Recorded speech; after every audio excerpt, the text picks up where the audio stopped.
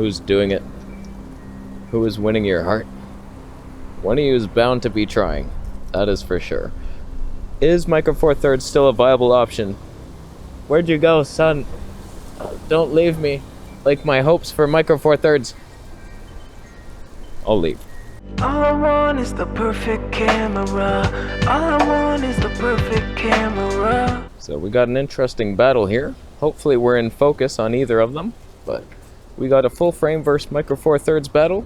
Sony A7S III on that side. Little Nisi 15mm 24 versus Olympus EM1 Mark III with a Laowa 7.5mm 22. Full equivalence. They're both 15-24s. You know what I mean? But are they behaving the same? Who behaves in a backlit scenario? Oh my god, right now. So I figured today we talk about things have changed. Full frame caught up, and Micro Four Thirds used to have some advantages. Now they don't seem to. Does that mean they're dying off? So first let's talk about what should be Micro Four Thirds' major two advantages to full frame. They should be faster and lighter. Tiny sensor means faster sensor speeds, sensor readouts. It should be that way. A smaller sensor, less data, and so they should have faster autofocus, slower slow motion, just faster everything. 40 frames per second. Do they? Do they? This is so heavy. Oh man. Can you see the stabe difference in either of them? Let's just a little side rant on the stabe. We got active stabe on both. They're both digitally stabbed. So pay attention. And now let's switch to the corners of both. Huh? Are you seeing cornerly wobbliness? Oh, you better not. Oh, my shoulders are burning. They burn hard. So speed should be one advantage, but also size. Since it's a smaller sensor, everything should be smaller. The bodies and the lenses. For the most part, Micro Four Thirds lenses are tiny. This one is. If you got Tone 2 primes, fantastic. You do sacrifice some ton factor. But I don't mind. I don't mind doing it. For the size, I like it. But Panasonic bodies and lenses are big. They're big and heavy, and they're going like full frame equivalent size. The Panasonic GH5 heavier than the Sony A7S III. Ouch. And now they're coming out with these like the 10 to 25 1.7 zooms, which are heavier than any 2.8 prime on full frame. And it's a 3.4? I'm just gonna rest here for a second. Not that I'm tired. So Panasonic, fat, because they want to replicate full frame Tone, and they can't have it. They can't have it, and I don't see why people are going to go for that much heavier than a full frame, but you lack all the specs now. That brings us to what Canon's doing. So Canon comes out with the R5, the R6, now the R3. These things have now matched and surpassed whatever Panasonic and Olympus had together. They're worse now. You have been so long without a camera announcement, time has passed you by, old friend. So you gotta get something going, something brewing in that witch's cauldron. That reminds me of another dilemma. The Canon also has the RP. That thing is tiny, it's cute, it's ugly, it doesn't look good. Am I being stalked? I swear to God, if you're in my show. I hear the leaves, it's a tandem.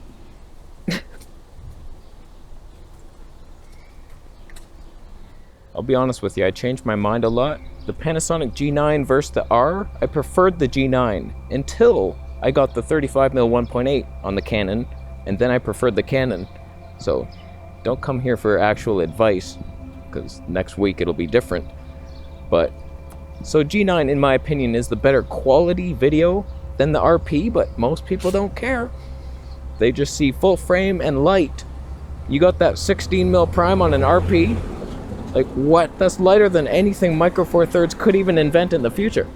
I'm afraid. When Tony Northrup made that video, Micro Four Thirds is dead, like years ago, he kind of has a point. Like, full frame is caught up. R5 and R6 we got better stabe than the GH5 had.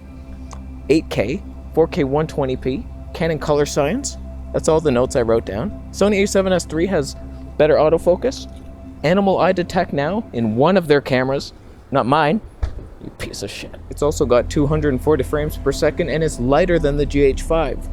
So like Panasonic, you're waiting way too long. You're just gonna match, you're playing the Nikon game here, where it's like years later you match the specs of old cameras and eventually you might surpass, but I don't know how. You're not doing it. I'm just not sure what Panasonic or Olympus could bring to the table right now to compete with full-frame offerings from Sony and Canon, and now Nikon, eventually, when they bring it down to normal human speed with a smaller camera and a flippy screen. Get real with yourself, Nikon. You belong in a sewer. I'll be honest with you. You want to know the day that Panasonic died in my heart? It was the day I got the Fuji X-T4. And I was like, better color science, more dynamic range, autofocus that actually works, indoors at least, not out here. Even a Panasonic freaking GH2 would have better autofocus than that thing. But it gets better over time. And they fixed a lot of the problems, the exposure stepping. And I was just like, the better lenses, 16mm 1.4, it's like, wow, what a system. Like, why would I own a Panasonic? But the same can't be said for little Olympus over here. Like, I preferred it in a lot of ways. Outside, the autofocus was more reliable. I liked the color science more. It's lighter, funner little lenses. It's like Olympus had some hope. Is that a skateboard? Should I sock and sandal my way to a kick flip? I believe I should. Nope, learn from Potato Jet's mistake. You're an old man, you'll break a rib. For the most part though, full frame just looks better. I notice it. I noticed the quality of the Sony A7S III over the Fuji X-T4. I think just because it's full frame, probably.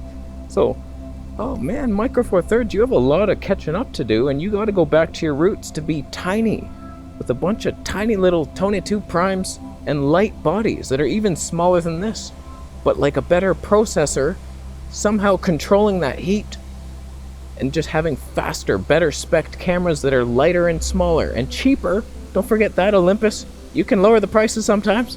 Micro Four Thirds has the potential to be smaller, lighter, cheaper, faster, better stabe, better, more reliable autofocus, at least Olympus. Be real with yourself, Panty Boy. Trying to catch up in that. It's like reading a book from 1981. Trying to learn the future. Alright, this is bullshit heavy. Is there any sun stars in the Nisi Sunstar lens? Ah, there is one. Take that. So, I'm gonna leave. What do you think? Is Micro Four Thirds on its way out? It feels like it now. Hopefully, the GH6 announces something, like a comeback story. 480 frames per second, of course. Let me know. And who won today's battle? Olympus or Sony? God, this is heavy as shit. I'm gonna put it down. I'm gonna make a video. I brought that super long selfie stick with the Sony ZV-1, so we're gonna compare that to a smartphone and see, are smartphones dead? I think they might be. So I'm gonna go. I stopped in a place of light. Do you know what lighting means a lot? Kind of matters. One step forward and you got dark mode. No magic. Half backlit and magic.